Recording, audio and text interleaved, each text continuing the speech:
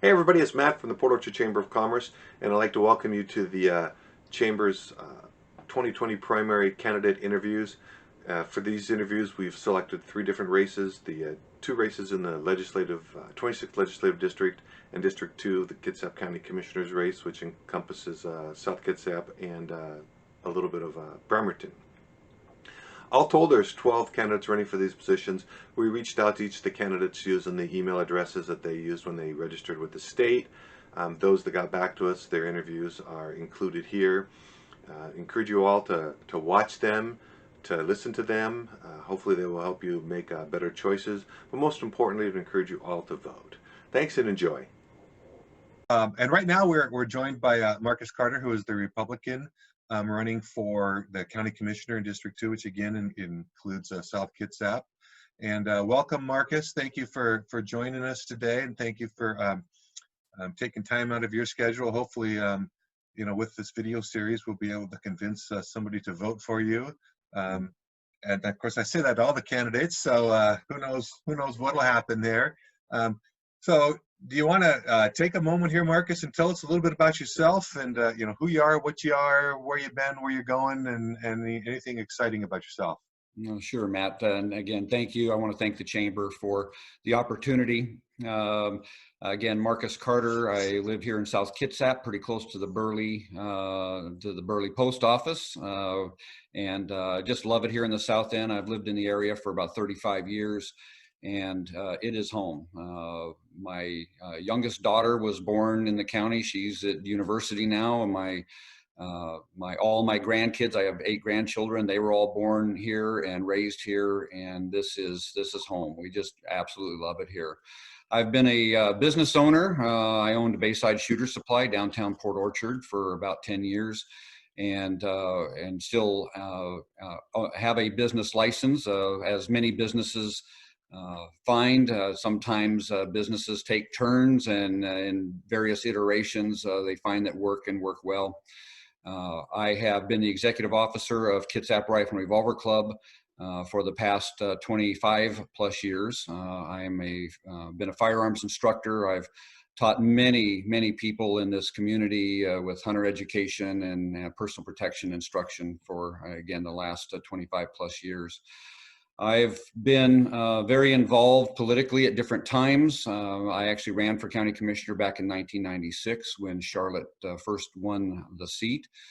And I have been very involved in the last year or so due to just seeing some changes that need to take place within the county.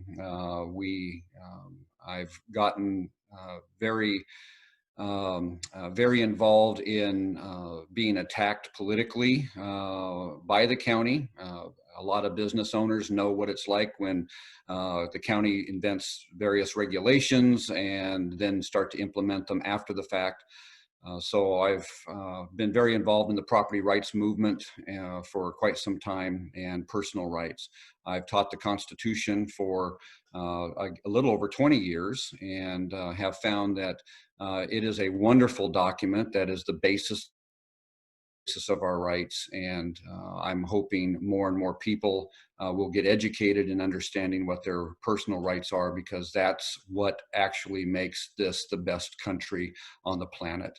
Kitsap County is one of the most beautiful spots in this country, and we'd be a lot further along if more of you had more of your money in the process, and we didn't have the regulations that we have. So that's the reason I'm running. I've been encouraged to run by many people. I was very hesitant to throw my hat in the race just because of knowing what it would involve. But it's something that we have to have. Every time I look at my grandchildren and my children, and I see more of our rights slipping away under heavy governmental weight of regulation and tax burdens and property rights going away. There's no other time that we're going to be able to stop this and get it back on track again than now. All right, thank you, and and thank you for taking the chunk out of your life to run for office, and the service that that you're providing here. So let's go ahead and jump into the questions. During these distressing times, they've caused many problems across the state, including our county. How would you propose to tackle the large budget shortfall that's predicted? I know you're not the state, but the county's going to have some hard times too. How would you handle some of those shortfalls? Well, I think at this point, one of the best things we can do is elect some people or unelect some folks that have unfortunately kind of shot themselves and shot us in the foot in this process. Some of the problems that we're seeing, I do believe, is self-inflicted. I believe we need a change in the governor's seat and the attorney general's seat. We need people there that look after businesses. And same thing here on the local level. It's going to take a while, as long as they keep attacking local businesses for just trying to operate and continue in their tact of piling regulations on, and now, of course, threatening new taxes, income taxes, the types of taxes that we see they're proposing for, pay per mile and things of that nature. I just believe it's really important that we have a county commissioner, actually ideally a team of county commissioners that will work even with other counties to defend the rights of their citizens within their community. That's the job of government. Article 1, Section 1 of the state constitution says that all political power is inherent in the people. That's all of us in this community. And that governments derive just power from the consent of the governed. And again, I've not talked with anybody that's consented to all these business shutdowns and the new taxes that they keep piling on. And our government is established the whole purpose of our government, it's established to protect and maintain individual rights. And we need to get back to that. The best way to recover from all of these hardships is just to turn people loose. We live in an area and in a state with some of the most brilliant people and most innovative people that I've ever met or seen before. And we need to let them run their businesses, run their lives as they see fit. As long as they're not harming somebody else's life, liberty, or property, it brings a diversity and a flavor, if you will, to our business structure and everything else that we do that we need to see again. Trying to build confidence, people's confidence back in government, that government is looking out for their rights, that we will defend their rights and not just look for a way to regulate them or stomp on their business in one form or another, but actually looking out to defend them. Something like that should have actually done when our restaurant here, that one place was attacked by the state. Our county commissioners should have stood up to the state in that and defended that one place. Businesses need to understand that they are going to be defended and looked out for, and not just look for a way to attack them and regulate them. We do that, and we'll start seeing that revenue come back in, the sales taxes and other aspects of what we need to see happen.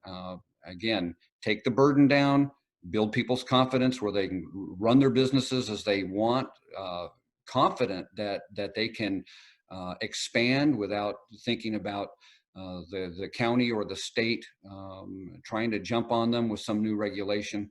And I think we would see it grow again exponentially and recover quicker than a lot are talking about. Super. Okay. So this next question, you kind of touched on some of them, I think, but what role should government play in the economic recovery after COVID-19? Real simply, get out of the way. Again, I've had and listened to the other candidates in other forums just talk about how it's really important for them to rebuild the economy. Government doesn't build the economy. Government is a drain on the economy. And we really just need to look at some of the regulations that we've imposed. We've virtually done away, especially Kitsap County. They don't recognize grandfathered rights anymore. And they've taken people's property rights. Folks have purchased a piece of property, and at the time they purchased it, it was zoned in a way that they could either subdivide it or build on it or put a business on it. And zoning laws change. The permitting scheme here in Kitsap County is unbelievable. You just have to go down to the Department of Community Development and say, do I need a permit for? And I tell folks when they start to ask me those questions, I just say, stop right there. Because if you're asking me, do I need a permit? If you ask the county, do I need a permit for? It doesn't matter what follows. They're going to say yes and turn you around and point you to a wall of permits and tell you that you need to have one of their permits. And so many of those permits have just become open-ended, where you don't even know where you're going to end up. So changing goalposts, a lack of trust, those things need to be brought under control. The job of the county commissioner should be to govern the government, not govern the citizens. If they're doing their job right, and we have some great county employees. I've met and worked with many of them. But like so many in other jobs, they want to please their employer. They want to please their bosses. Well, if you put me into that position as county commissioner, how they're going to please me is to see to it that your rights are protected. That if a constituent comes to them and says, look, this is an infringement on my right to do something, that's the first thing we look at is how do we correct that and get that back under control. So again, getting the government out of the way so that all of these people that I've met and have lived with and trained with and spent time with can do what it is that is on their hearts to do. And I find we turn folks loose like that and let them know that we're supporting them and encouraging them in it. It's amazing how fast neat ideas come to the surface, and I think we'd see growth exponentially again. Great, thank you for that answer. That was a well thought out answer. The third question has to do with what are the best ways to control expenses at the county level, and do we really need more taxes? No, we don't need more taxes. We're going to receive more taxes if we encourage businesses to grow. If we restore people's property rights where they can build on their property, we're 9,500 housing units behind right now where we should be, places for people to live. Can you imagine if there were 9,500 more homes right now? That's 9,500 more people that would be paying, ideally, minimal taxes, but 9,500 more that are spending money in the local shops, and that raises sales tax revenues. So again, we don't need more taxes in the way of in the sense of trying to raise some tax level or getting another 0.5% or 1% off of property taxes or sales taxes. I do believe that in controlling county spending, the county needs to reprioritize what they do. As someone that has had many employees over the years and had to operate off a budget, I mean, I've had a business where me and my wife have looked at each other and said, do we shut the doors today? Are we going to be able to make it and get through those lean times and cut our own salary and pay the people that work for us more money than we were being paid? I love it when I've had people ask me about, well, gee, you seem to keep banker's hours because your employees get here before you do. And I just usually smile and say, yeah, when you own your own business, you only have to work 3/4 of the day, but at least I get to choose which 18 hours that is. The county has really done the unconscionable, and the county commissioners got a raise this year. When, as I understand it, we have about 270 county employees or so, and they're not even getting cost of living increases. Now through attrition and other things, and through politics, we've actually lost some very good employees. But one of the very first things that I'm going to propose is that the county commissioner's salaries, because you got to lead by example, the county commissioner's salaries need to be tied to the mean average household income in Kitsap County. And if that average income goes up, then the county commissioner's salary can go up. But if it goes down, then the county commissioners just need to suck it up with the rest of us, and theirs goes down as well. That just needs to happen right off the bat. They need to lead by example, and that would be one of the very first things that I will personally push for. Also, I do believe that as a county commissioner, I'll only serve 2 terms, period. I have seen for too long people that get into positions in government, they don't return back to the private sector, and they just lose touch. And it's very important that those that have perhaps an elected office for a period of time, that they return to the private sector and live under those rules that they helped to fabricate and put into place. And so, again, I think that a lot of those issues, along with cutting those regulations, returning people's property rights to them so they can build the houses that they want to build, and we can start housing those workers that we're going to need for, the larger companies. Certainly, we have Amazon, we have the shipyard, but the real backbone of this county, because the shipyard, we don't really see anything in the way of taxes from them. It's small business that is the backbone. I have lived small business here in Kitsap County, and we need to let them just expand like they want to, give them the confidence of knowing that their taxes aren't going to go up. I also think that the county commissioners should be working with the local representatives in our legislature to see what we can do about dropping the B&O tax and the burdens that we get from the state. Again, it's been proven time and time again, simple economics. You turn people loose, you turn businesses loose where they can grow and expand as they choose to, and your tax revenues will just automatically go up. So we don't need to add new taxes, but we will see increased revenue, tax revenue, simply by turning people loose. Very good, thank you. This next question is specific to Kitsap County, and again, your answers have been thorough, and so you've kind of touched on the answers. I think you've touched on the answer to this question also. But how do you feel you can best support the small businesses in Kitsap County? And you're right. As I was able to preview some of the questions ahead of time, many of them are interlaced. And the reality is, when it comes to best supporting small businesses here, just giving them the confidence that we're here to defend them. I mean, again, that's our job. Article 1, Section 32 of the state constitution says a frequent recurrence to fundamental principles is essential for individual liberty and the perpetuity of free government. Now, getting back to those fundamentals, and that's what you'll see me harp on time and time again. It is what every commissioner's meeting, as far as I'm concerned, it's about getting back to those fundamentals and those basics of protecting the individual rights of the constituency here in this county.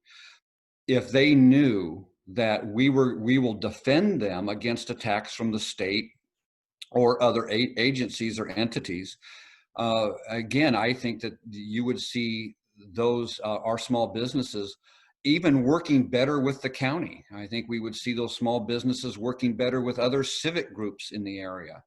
Rather than looking at a way to take over different aspects of people's lives and running them, whether it's building houses for the homeless.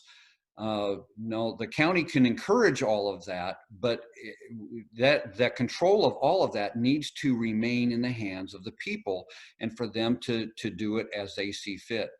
So building the confidence where small businesses know that the county commissioners are going to defend them, that we are going to start knocking off some of the regulation that is truly superfluous and is really designed to do nothing more than to generate revenue for a particular county department. Again, the Department of Community Development, if you want to develop a piece of property for commercial use, there used to be a time that there was a set fee for what's now termed a site development activity permit. I was told not too long ago that I would have to get to help a not-for-profit here in the area. It happens to be Kitsap Rifle and Revolver Club, but to help them, we would have to get a site development activity permit at a commercial level, and the starting amount for that permit is $6,700, to be eaten up at $150 an hour in review time. So there's no end game. There's no, again, they move the goalpost if it's a project that they don't like or they think that they need to control. The county needs to also stand up to the Growth Management Act.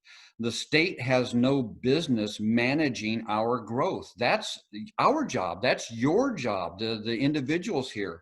They can grow at whatever rate that they can grow. And when we encourage that and people know that the county commissioners will stand up for them, again, to me, anybody that I've talked to, they want to open up a business or they want to expand their business. And the reason they don't is because of the regulations and just feeling like that either the county or the state is just sitting there with a club to whack on them or to charge them an extraordinary amount for different levels of permitting, and not even having the confidence that even if they go through the permitting process that they're going to get there.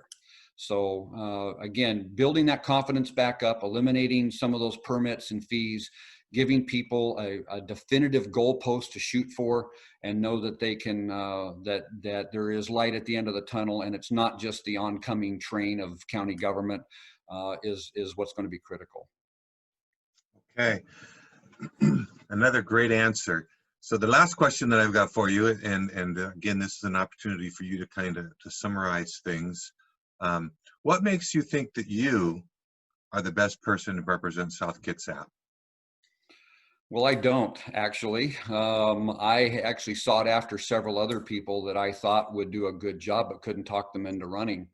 They in turn asked me to run and said that they would support me and understood what I have gone through. As far as against the other, looking at the other candidates, I've kind of been through the ringer, and I have experienced things from a standpoint of having to run. I've not had a government job per se. I was in the Army Reserve for a period of time, but I haven't had a government job. So I've had to look at budgets and realize that there's times you have to tighten a budget regardless of what you feel about it or how you feel about it. It's just a fact of life. Understanding what it's like to have these regulations thrown at us. I have been on the end of arguing against attacks from the county and the state, and I've been quite successful, frankly, even though we're not totally done with certain issues that we're addressing. I've had to be there. I've been there. I have been in court. I have personally argued in front of the Court of Appeals and the state Supreme Court, and have stood up for people's rights, not just my own. Because if it was just, some of the things that I've done, if it was just for my own, there would have been a lot easier ways to get through some of the things I've had to face. So being on that end of it and understanding that, you got to raise a family and children, you got neighbors to deal with, and how it affects them right down to the bone, I think is what gives me an advantage stepping in. And then understanding what our form of government is. We have a constitutional republic, and even, others, I've heard other candidates talk about, progressively pursuing this democracy. And a democracy. Our founding fathers actually, some of them referred to it as mobocracy. So as soon as 50% plus one decide your stuff's ours, guess what? Your stuff's ours with the power of the government gun. And that's not what we are. We are a constitutional republic, and the duty of government is to protect your rights from the mob and protect your personal property from government or those that would seek to take it. So again, just understanding that that's what we have been blessed with, and we have to get back to that. So I'm take it or leave it. That's my philosophy going into becoming a county commissioner. And what you see is what you get. I don't pull any punches. I can work with anybody. And especially when we're all stroking the oars the same direction, it's amazing how far you can get.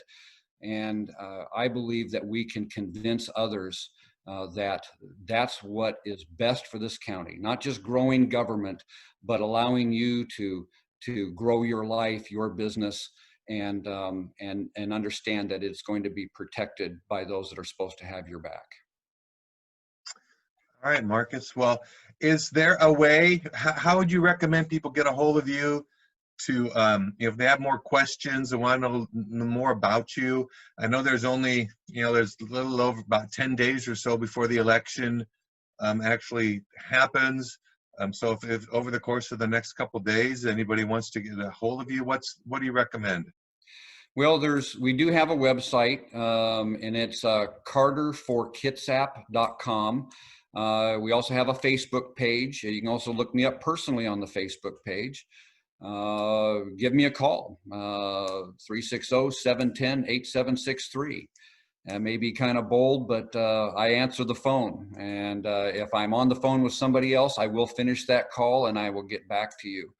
But I'm available and I'm around. So we have some videos out. We do have a YouTube channel. I would recommend if you go to our YouTube channel that you look at the playlist, because that has the videos for some of the parking lot dinners we've done.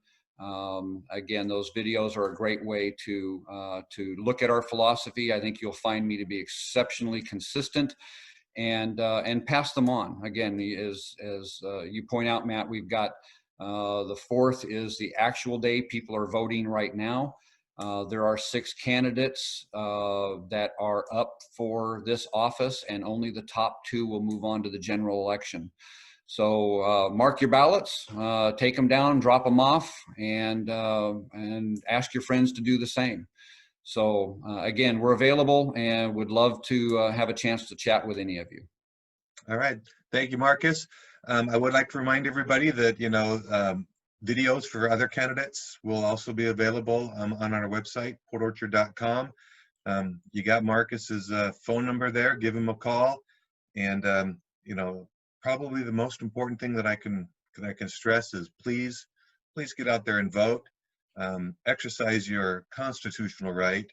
It's the only, it's the only way you're going to really make a difference in this. So thank you, Marcus. Thank you for your time. Thank you to everybody that's watched this, and good luck in the upcoming election. And then if all goes well, we'll do another set, next month and come up with some different questions for you. And either way, I'll look forward to seeing you around town. All right. Thanks, Marcus. You're welcome. You have a great day. You too.